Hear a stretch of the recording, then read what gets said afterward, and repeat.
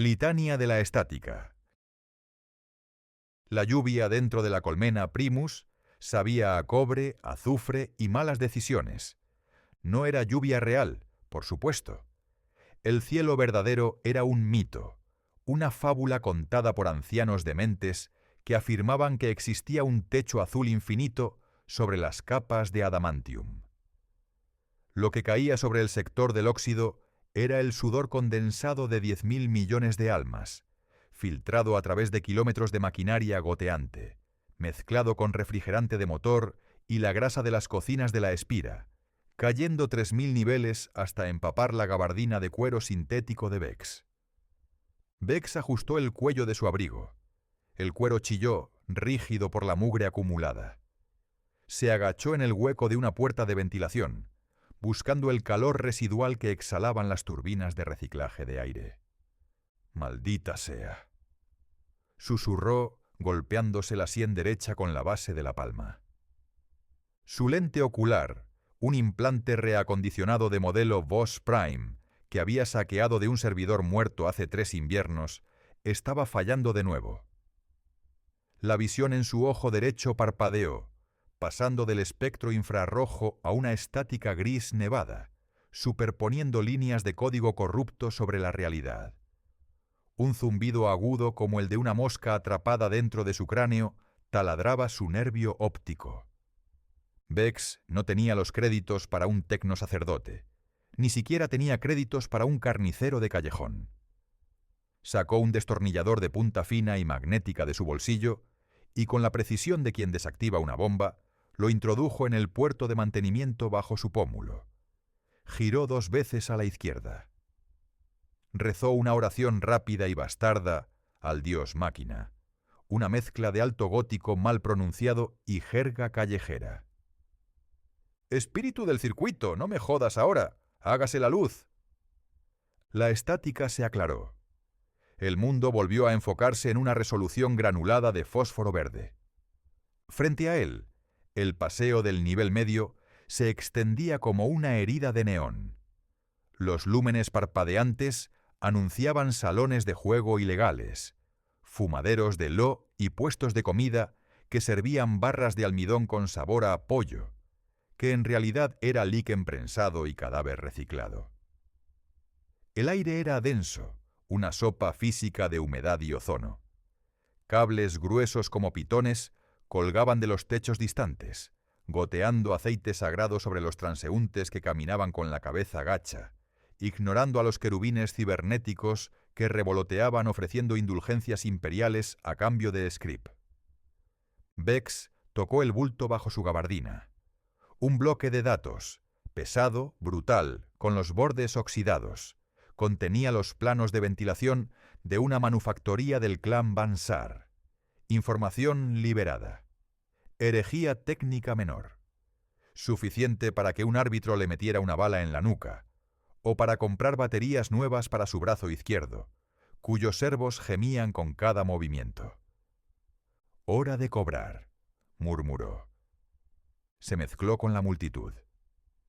El flujo de gente era un río de miseria. Obreros con la piel gris por la falta de sol, pandilleros con crestas de colores tóxicos y aumentos cromados de mala calidad, y servidores lobotomizados que arrastraban cajas de munición con la mirada vacía. Nadie miraba a nadie. En la colmena, el contacto visual era una invitación a la violencia. Bex caminó hacia el punto muerto, una plataforma suspendida sobre un abismo insondable que separaba el nivel medio de la colmena baja. El sonido aquí era ensordecedor. El tum-zum-zump de los pistones atmosféricos, el canto gregoriano distorsionado que vomitaban los altavoces de propaganda y el lejano aullido de sirenas que nunca parecían acercarse ni alejarse. Allí estaba el contacto, un tipo enorme, enfundado en placas de blindaje cerámico mal ajustadas, con el tatuaje de una araña mecánica en el cuello. Un ganger de los Red Spiders. «Llegas tarde, trapero», gruñó el gigante. Su voz sonaba metálica, filtrada por un boxcaster implantado en su garganta. El tránsito en los tubos estaba atascado. Un servidor de carga se cayó por el hueco del ascensor, mintió Bex. Su voz era rasposa, dañada por años de respirar aire reciclado y humos tóxicos. Sacó el bloque de datos, pero no lo soltó. ¿Los créditos? El gánger sonrió, mostrando dientes que habían sido limados en puntas y recubiertos de plata barata. Levantó una mano pesada y dejó caer un cred stick sobre una mesa de metal oxidado. «Todo tuyo. Ahora dame el...». El zumbido en el ojo de Bex volvió. Esta vez no fue estática. Fue una advertencia de proximidad. Un pico de energía térmica a sus 6. El instinto, nacido de años evitando ser comido por las sombras, se activó antes que su cerebro. Bex se tiró al suelo. Un rayo de energía láser de alto calibre pasó siseando por el espacio donde había estado su cabeza, impactando al gánger en el pecho. El olor a carne quemada y ceramita fundida llenó el aire instantáneamente. El gigante cayó hacia atrás con un gruñido húmedo, el agujero en su pecho cauterizado y humeante. ¡Crack boom! El sonido de un volter pesado resonó, no un arma militar Astartes, sino una versión industrial tosca y brutal. La mesa de metal junto a Bex explotó en una lluvia de metralla y óxido. «¡Es una trampa!», gritó alguien entre la multitud. El pánico estalló como una granada de fragmentación.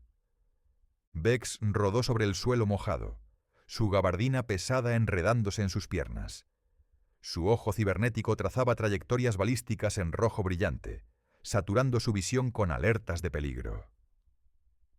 Error. Sistema sobrecargado. Múltiples objetivos hostiles. Desde las pasarelas superiores, figuras envueltas en capas de camuflaje óptico descendían haciendo rapel. Llevaban visores de múltiples lentes y rifles automáticos que escupían plomo sólido a una cadencia vertiginosa. No eran árbitres, eran corredores de la red, una banda rival que buscaba el mismo bloque de datos. Bex se arrastró hacia el borde de la plataforma, cubriéndose tras un generador de Prometheum que zumbaba peligrosamente. Las balas repiqueteaban contra el metal. Clang, clang, spang. Necesitaba una salida. Miró hacia abajo. El abismo. La niebla tóxica del sumidero brillaba con bioluminiscencia enfermiza kilómetros más abajo. «¡Entregad el drive, rata!», bramó una voz amplificada. Bex miró el bloque de datos en su mano derecha. Luego miró el cred stick que el gánger muerto había dejado caer. Estaba a 3 metros, en campo abierto. 3 metros. Un suicidio. Su brazo izquierdo mecánico tuvo un espasmo. La batería estaba al 12%. «¡A la mierda!», dijo Bex. Se levantó en una carrera agónica. El mundo se ralentizó. Podía ver el giro de las balas en el aire, el parpadeo de los lúmenes rotos, el vapor saliendo de su propia boca. Se deslizó por el suelo grasiento como un jugador de base, su mano orgánica aferrando el cred stick. Un disparo láser le rozó el hombro, quemando el cuero sintético y ampollando la piel debajo.